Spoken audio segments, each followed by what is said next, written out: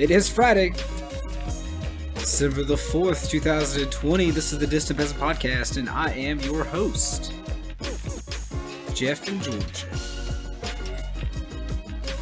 On today's show, A Knight's Tale. Yeah, today we're just going to talk about a fascinating figure in American history during the Civil War, Newton Knight. Figure not much talked about or explored. We will do so today. But of course, before I get to all that, just a brief reminder that this show, like all of these shows, as well as the Twitch stream I produce with help at Post Revolution, it's brought to you by listeners like you, folks who have gone to patreon.com/distantpeasant and have become recurring donors for as little as $1 a month. Ever since my recent troubles, there has been a steady increase in the number of patrons to this show, and I do very much appreciate it. It has been a long time since I have been able to devote the sort of hours thinking, reading, and writing for this show, which I have a very high bar for personally, and I cannot help that.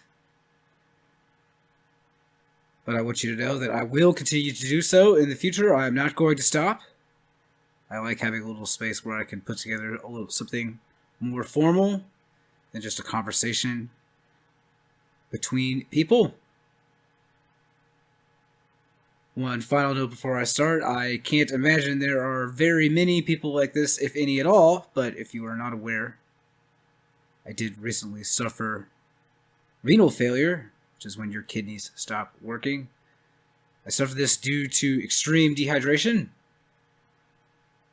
I was basically subsisting entirely on energy drinks, and to be frank with you, every waking moment that I wasn't spent at a computer working on my online activities, this show and the Twitch stream, I was basically grinding out what I could on Uber and consuming a great deal of caffeine every day. Now, of course, a lot of this was my fault, but it is also true that in addition to my poor dietary choices, I was just grinding myself into dust, and I nearly died. So I am back now, feeling much better, perhaps not 100, but 90%. A bit of pain in my abdomen still. In case anyone was wondering about that, I hope it goes away soon.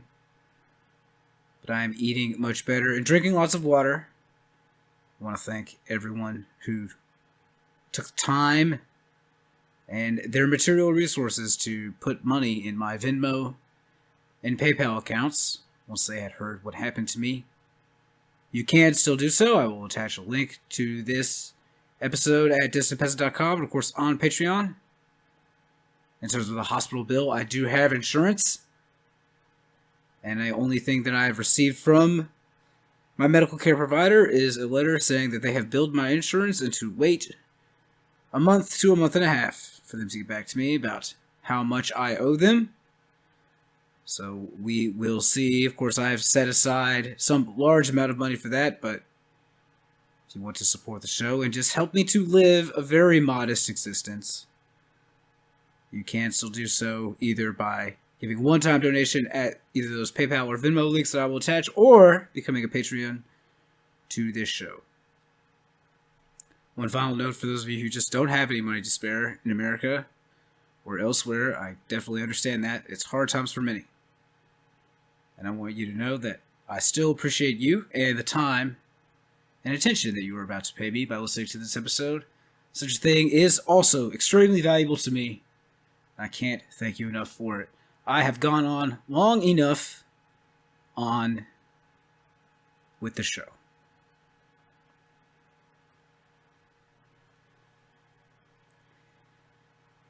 If knights are noble creatures, defined in part by their rank and privilege in society, Jones County in the southeast section of Mississippi seemed to be an odd place to find one.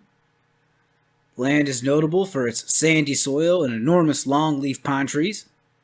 Bottomlands of troublesome swamp. This is not cotton country, by and large. Since its incorporation in 1826, it did not generate much of the wealth that is subsequently required to generate a noble class. In fact, shortly after its formation, there was an exodus of population west, allegedly widespread enough to make GTT, Gone to Texas, a common term of abbreviation. Smallholding farmers and woodsmen dominated the area, though there were slaves. By 1860, about 12% of the population, the smallest percentage of any county in Mississippi, was black. I will speak of individual valor in our night soon enough, but this is the main reason cited when the question of why Jones County resisted the Confederate government is asked. And doubtless it is true that Jones County residents had no interest in fighting a war for the interests of an elite slaveholding class, a class which was very, very small there. Their delegate to the state convention was given strict instructions to vote against secession, which he voted for, though there was some disagreement between he and his constituents on this question. Apparently, his options were to vote for secession immediately or vote to secede in cooperation with the other southern states, and was, perhaps through intimidation and intimation, persuaded by his co-fellows that abstention was not a viable option. The delegate in question, John Haythorne Powell, Jr., was burned in effigy, and his likeness abused quite violently enough that he did not return to Jones County for a very long time. If Mr. Powell had returned, there's a good chance that the man who would have killed him would have been Newton Knight.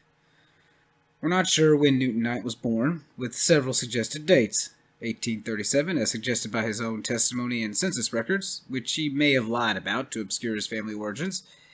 1830, according to his son, who gets a few details wrong in his very sympathetic biography. 1829, according to his grandniece in her unsympathetic biography, or 1833. A lie allegedly concocted to make him older so he could avoid court, on account of his shooting an African-American boy.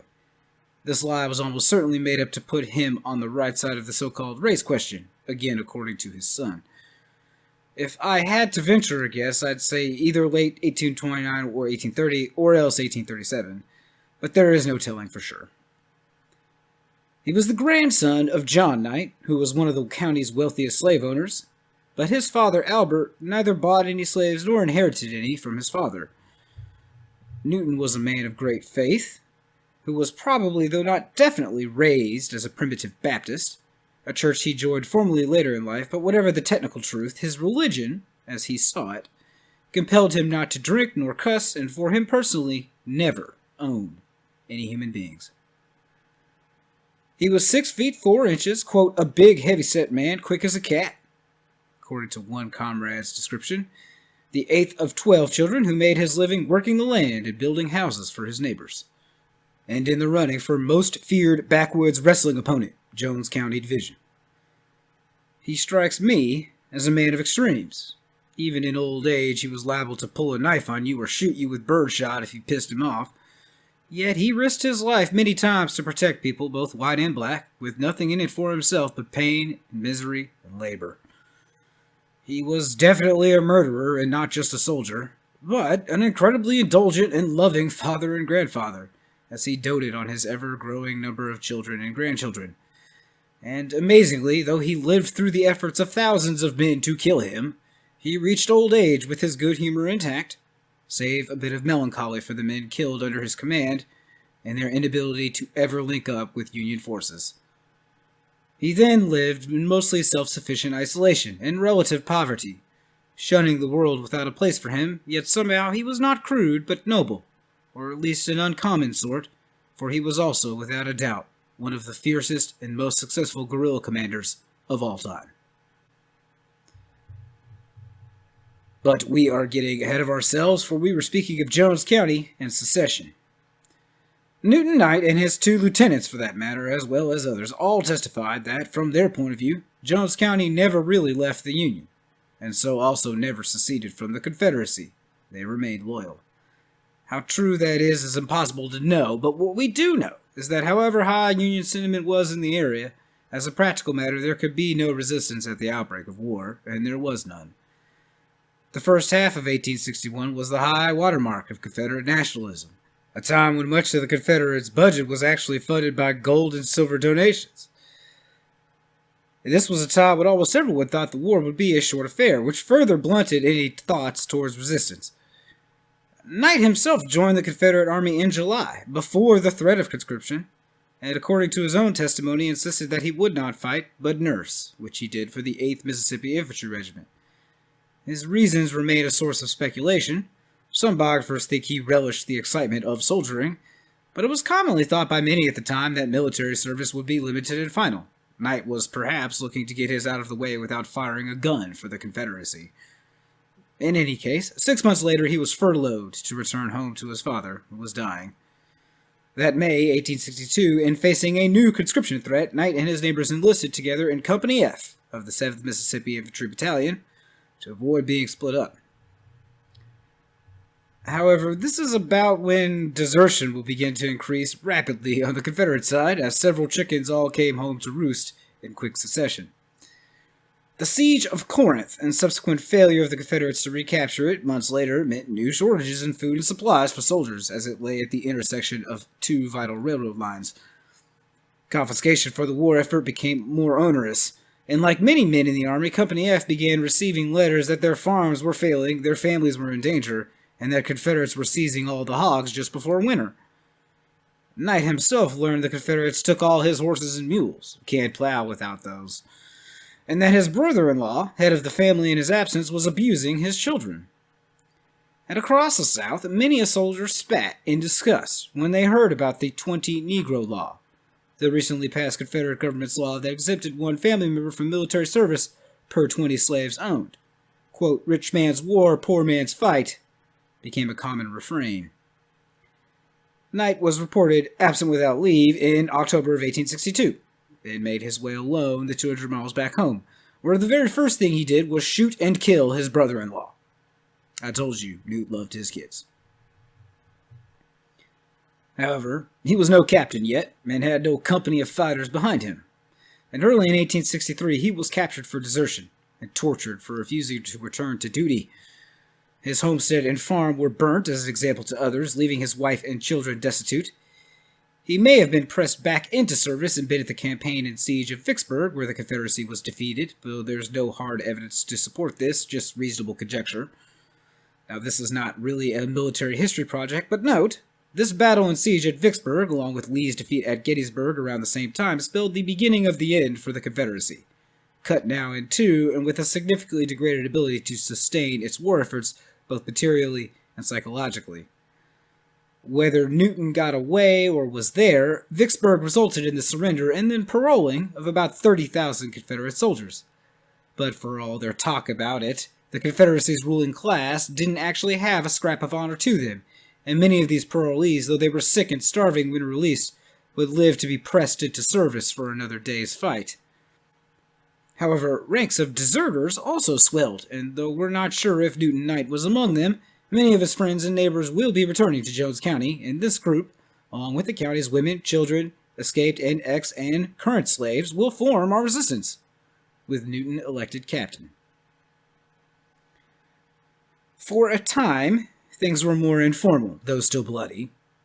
According to Newton himself, they started with about 50 or 60 guys, hiding out in the woods, minding their own business. Of course, what they considered their own business included driving any Confederate forces from the county that they could, and plenty of murdering, looting, and burning of those who they thought deserved it. There's also the matter of Major Amos McLemore, who is sometimes pointed to as evidence that Jones County was loyal to the Confederacy. He was a local teacher, minister, and businessman who opposed secession, yet volunteered to raise a company when war became inevitable. Some men of his company, local boys of course of Company B, 7th Battalion, 27th Infantry Regiment, did serve the Confederacy loyally. Many others deserted, either permanently or temporarily when it suited them. When McLemore was dispatched back to his home county to investigate and punish deserters and muster any new soldiers he could find, he was shot in the back by Newton Knight as he prepared for bed, making it clear that Jones County being a loyal part of the Confederacy was a matter of dispute, at the very least. With the local Confederate quartermaster reporting, quote, "The deserters have overrun and taken possession of the country, in many cases exiling the good and loyal citizens or shooting them in cold blood on their own door seals," end quote, and the dispatched McLemore dead, the resistance began to organize more properly. And so on or about October 13th, 1863, these deserters and Unionists, most local but not all, met to organize themselves and elect officers. Now, no knight, however tough, brave, or noble they are, is much good alone. It was Captain Newton Knight, First Lieutenant Jasper Collins, and Second Lieutenant William W. Summerall, technically of about 125 fighting men, according to old Uncle Newt, a number which clearly leaves aside everyone who wasn't an adult white male. And I should add that Jones County's wives, kids, and even slaves also literally fought for the Union, meaning even they were sometimes armed and aided in many other ways. There is not much on details of his faithful lieutenants, save one. Jasper Collins boldly named his son Ulysses Sherman Collins in 1867, another mark against those who would call these men insincere in their loyalties. All of them pledged to defy Confederate taxation, mutually aid the defense of each other's homes and farms, do what they could to aid the Union, and resist capture to the death. If these people were not truly all Unionists before, they were now, both by their own declaration and by the declaration of contemporary Confederates. Major Joel E. Wellborn, the former commander of many of the men of Jones County when they served in the 7th Battalion, recalled, quote, "They were Union soldiers from principle. They were making an effort to be mustered into the U.S. service," end quote. Lieutenant General Leonidas Polk wrote Jefferson Davis in 1864 that Jones County was in, quote, "open rebellion," end quote, and people were, quote, "proclaiming themselves Southern Yankees," end quote. Indeed, the U.S. flag would fly over the courthouse in Jones County, and these people boasted openly of fighting for the Union. Many histories, both contemporary and older ones, seem to sidestep any discussion of slavery in Jones County during this time, probably because it's all really a bit muddled and tempting to skip over. For racists, because they don't care about non-white history or even Newton Knight for that matter, and for liberals, because they might prefer to avoid the discomfort. What follows are mostly just my opinions on the matter, which I've done my best to form based on the reading. But here's a few things. It wouldn't be proper to call any of our participants abolitionists yet, save the slaves and ex-slaves of Jones County and the bordering areas. Now, Newton Knight owned no slaves based on principle, I think, and there were some others like him. But none ever required or advocated abolition for their neighbors during or before the war, as far as I can tell. Additionally, many owned no slaves because slaves were expensive, not because they didn't desire them. And finally, though the effect was certainly lessened in Jones County due to its low amount of slaves, Mississippi and the Confederacy were still slave societies, not just societies with slaves. And much culture and ideology sprung from this. This is a long way of me saying that this is still a white supremacist society, and the people of Jones County didn't escape this. Slavery continued in Jones County during its Free State period, though it would change much. Now, some slaves ran to hide in the swamps when they could.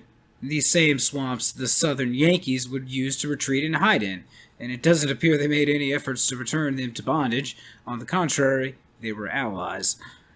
Families and properties remaining loyal to the Confederacy did keep slaves, of course, as well as some of the families who supported the local Unionists, and the latter would use them as spies and messengers even as they helped support the county's people with their labor.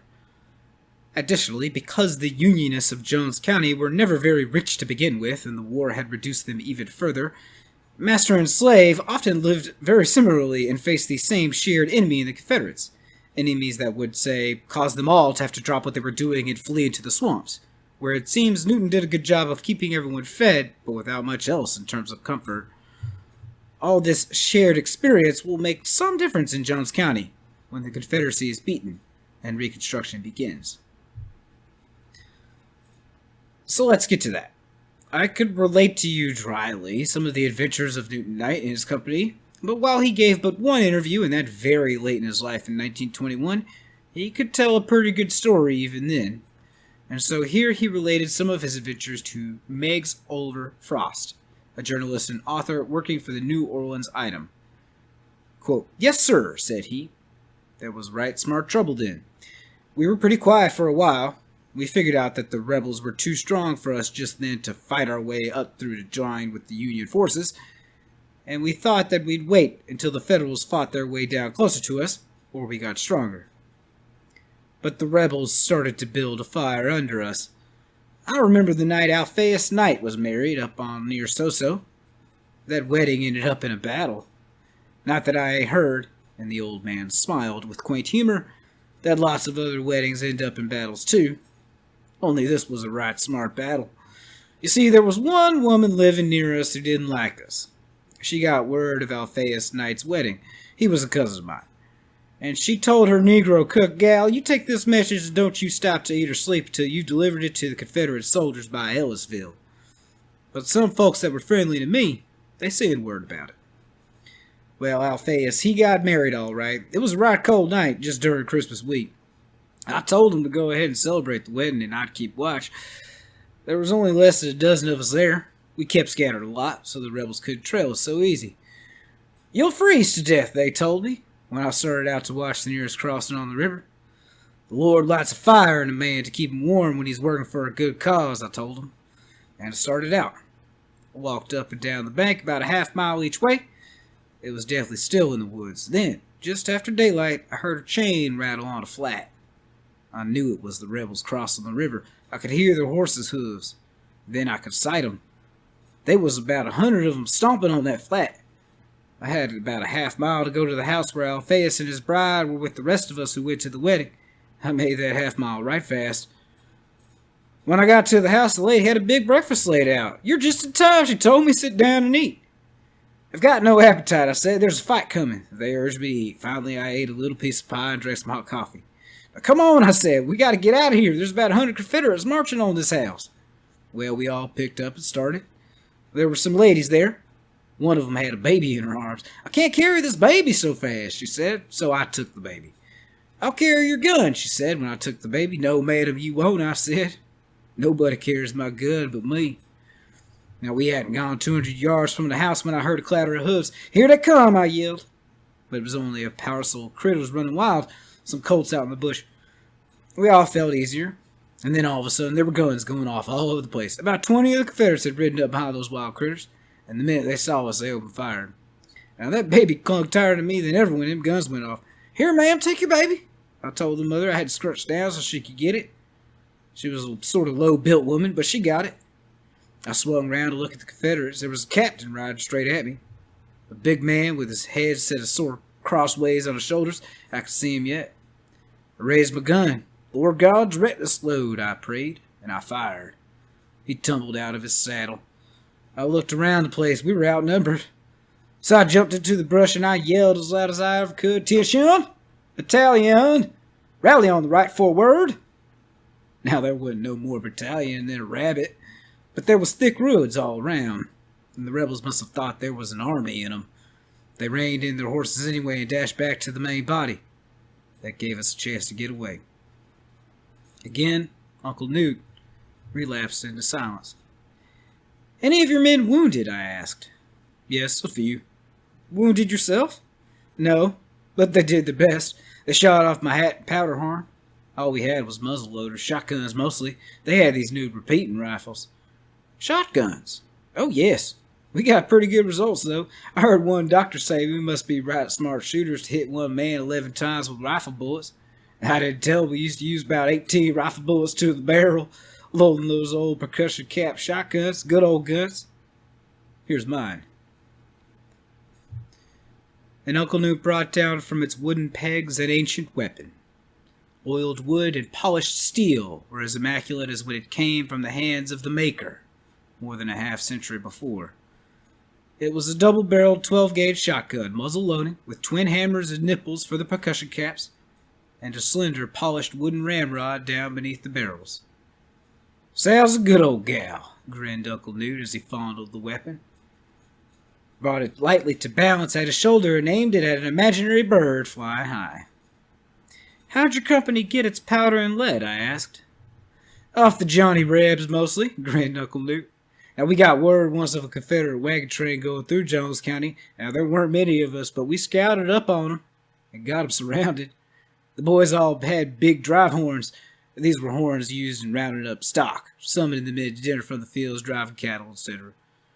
Well, there'd be a big blast up in the woods to one side, then another on the other side, then another in front and one in back. These drivers must have thought we had an army in the woods. And we came to shooting, they cut and run. We got a lot of powder that time and some lead and a lot of cellular stuff. But we never had much trouble about ammunition. There was a lot of powder and lead in the country stores when the war started.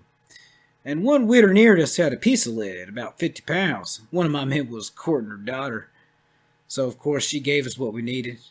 The old hand flutters when you come round the lone chick, you know? And Uncle Newt grinned. Didn't you capture a Confederate commissariat base up near Paulding, I asked, mindful of one exploit which I had heard in Laurel. Shucks, that weren't much of a job, said Uncle Newt. Yes, I took the boys up there to Paulding. There was a guard of Confederates over the building. The supplies was all corn. They made out I took right smart other stuff, but it was all corn. I just walked up to the saloon man there and told him I'd shoot him if he gave the boys any whiskey before we got the stuff loaded. He didn't give them any. I remember there were some Irish families there at Paulding. They were pretty bad off. They didn't want to fight. The Confederates wouldn't give them or sell them anything. I gave them all the corn they ever said they wanted. Then we took the rest back to our headquarters in the woods. Ever run short on food? Lord, no, said Uncle Newt. There are plenty of deer and wild turkeys in the woods, and lots of our friends kept hogs and other stock. We had right smart of friends about Jones and Jasper counties, you know. They helped us a lot. The women were fine. I was telling you about that time we scared the Confederates in that wagon train by using big drive horns. Well, there was one lady I remember, all alone in her house. Some Confederate cavalry, 4 or 5 of them, rode up on her one day, asked her where her son was. He was one of my company. I don't know where he is, she told him. Yes, you know, they told her. Now tell us where he is. Well, she says, I told you the truth. I don't know where he is. But I can find out. She took out a big drive horn and went out on the gallery and blew it.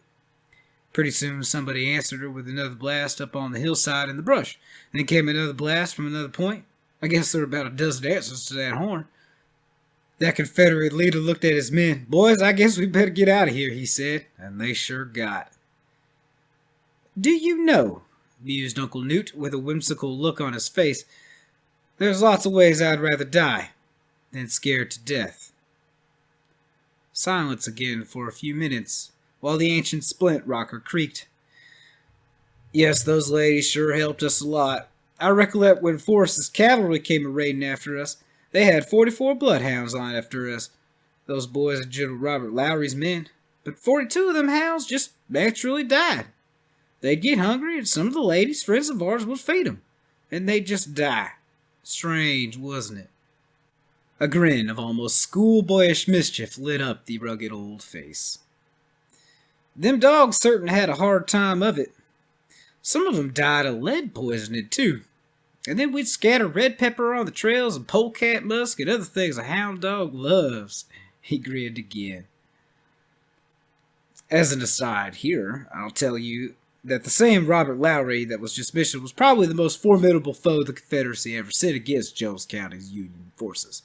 He caught and hung 10 men of the Night Company, though he never could find Night or eliminate his core group of soldiers, and was forced to declare victory and depart. Anyway, the interviewer continues, quote, I'm told that General Lowry caught some of your men, said I. Lightning like that grin vanished.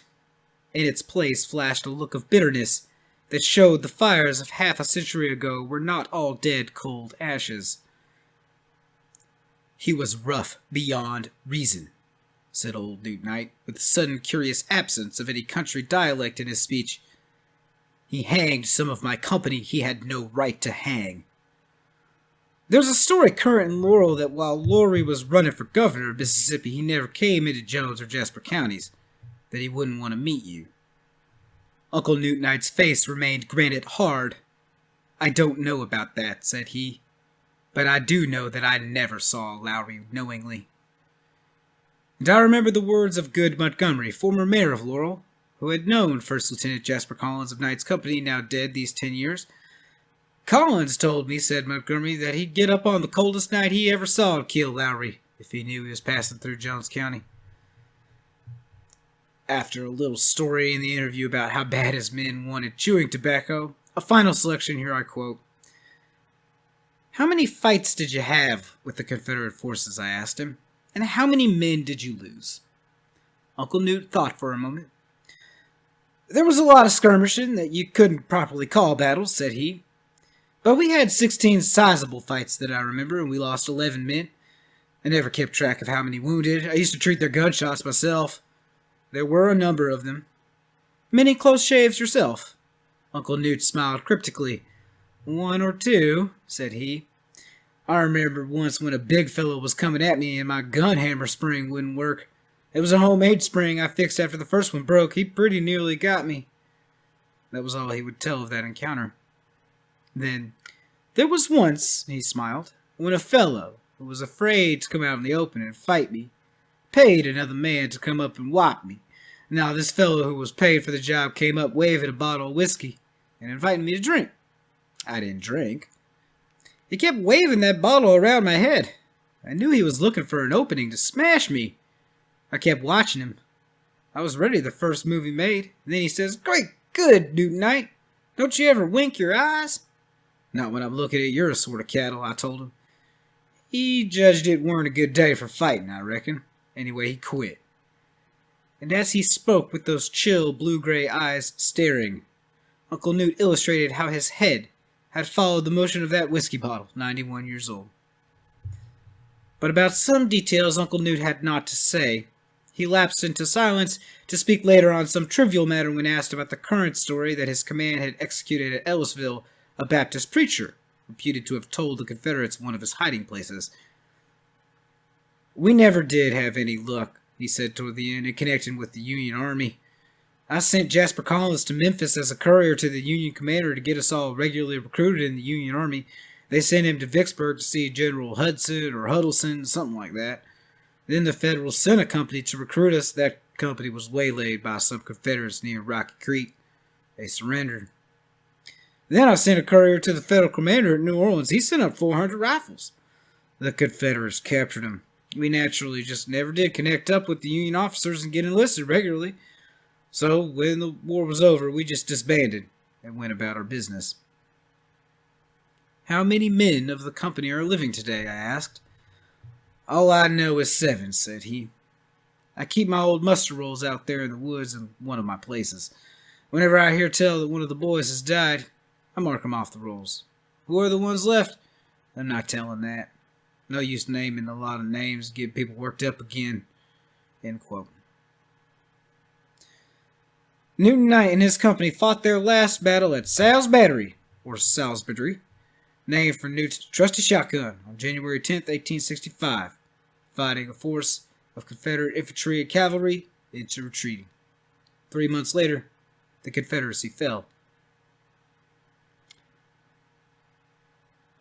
A cynic, with no time for romanticism of any kind, might say that thus far in the story, Newton Knight's actions have been unusual, but without any clear indication that he was for political or social equality for black people. But nothing really reveals the facts more than his conduct post-war, which was quite radical for the time and solidly on the side of freedom. One of his first activities after the war was to lead a raid on nearby Smith County, where several children were still being held in slavery. He freed them. He was tasked by the Union Army to distribute food and aid to the struggling post-war families of Jones County, and he supported the Republican Party. By 1872, he was a deputy U.S. Marshal for Uncle Sam, and as white paramilitary insurgents began threatening the state Republican Reconstruction government, he was appointed by the governor colonel of the 1st Infantry Regiment of nearby Jasper County, a regiment consisting entirely of black men, save him, and tasked with defending themselves in the area against insurrectionist and reactionary whites. And it wasn't just Knight. In fact, after the war, local officials attempted to rename the county Davis County, after Jefferson Davis, and rename Ellisville as Leesburg, after Robert E. Lee. They never could make it stick. And put to a vote a few years later, the locals voted to change the names back. Democrats soon gained control of the state government and put an end to Newton's association with that state government, and soon after that, federal Reconstruction ended in 1877.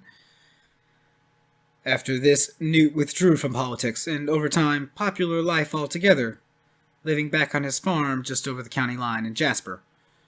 He had a few things to be bitter about, though he doesn't seem to have indulged that tendency too much, and without a doubt, the refusal of the federal government's Court of Claims to recognize his company at service to the Union during the war is the top among them. Now, we know for a fact that they called themselves Unionists. They were considered by their enemies to be Unionists, and they tried to link up with Union military forces more than once to either be mustered properly or obtain supplies. We also know Union military forces were aware of them through contemporary reports and letters from their side, and that they made efforts to supply them and coordinate with them. Nonetheless, the court denied them for lack of sufficient evidence, or perhaps for political reasons, as recognizing the company would have angered the Confederate sympathizers of the South, and there were plenty of worthless dirtbags as federal judges concerned with the feelings of such folk. There's something else that has made Newton Knight unpopular and downright despised that has little to do with being a Unionist or even fighting for black people. His first biography by his son doesn't mention it at all, and neither does the interview I quoted from. His unsympathetic great niece does acknowledge it in tones reserved for only the most sensitive and taboo of subjects, and this part of the story remains a source of great friction and anger in Mississippi even today. So here it is. In 1858, Newton Knight married Serena Turner. Together, they would have 9 children. I'm not sure exactly when, but by at least the mid-1870s, they had separated but not divorced. Around the same time, Newton Knight married a freedwoman named Rachel, who had been a slave of Newton's grandfather and had aided the Unionist resistance in Jones County and Newton himself many times, making her Rachel Knight. They would have 5 children together. Now, I say married, and that is what it was in every practical way, but of course legally there were 2 barriers. 1, the lack of formal divorce between Newton and Serena, and 2, except that for a very brief window under Mississippi law, mixed-race marriages were illegal. However, though he could not marry her, Newton Knight did formally add Rachel's name to the farm's deed in 1876, making her one of the few black people in all of Mississippi to own any land. To make things yet more peculiar, Serena showed up at Newton's farm in 1880 with nowhere else to go. Newton took her in and fixed her up a separate quarters to stay in while raising an acknowledged second family with Rachel. Finally, if all that's not enough for you, after Rachel died in 1889, Newton fathered another 2 children with Georgianne Knight, Rachel's daughter by a previous white man. We don't know for sure, but this might have been the last straw for Serena. She left the household and moved in with her daughter. Are you dizzy yet? Because it actually gets yet more complicated. Because this growing clan began to find marriage partners difficult in their community, Newt began encouraging them to marry each other, though there was no biological incest involved.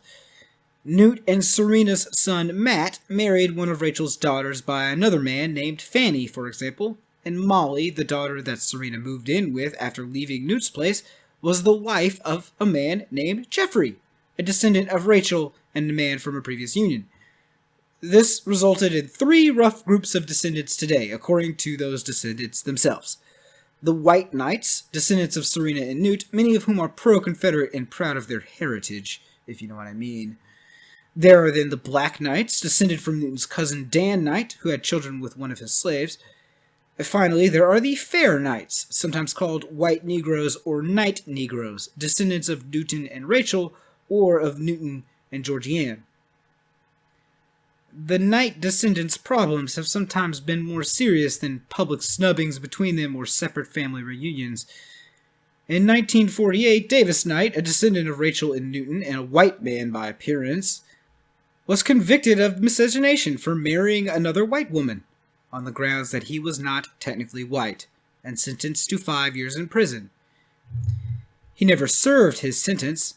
The state Supreme Court overturned his case on the technicality that the state had failed to prove beyond a reasonable doubt that Davis Knight had 1/8 or more, quote, Negro blood, in order to avoid Mississippi's miscegenation laws being overturned at the federal level.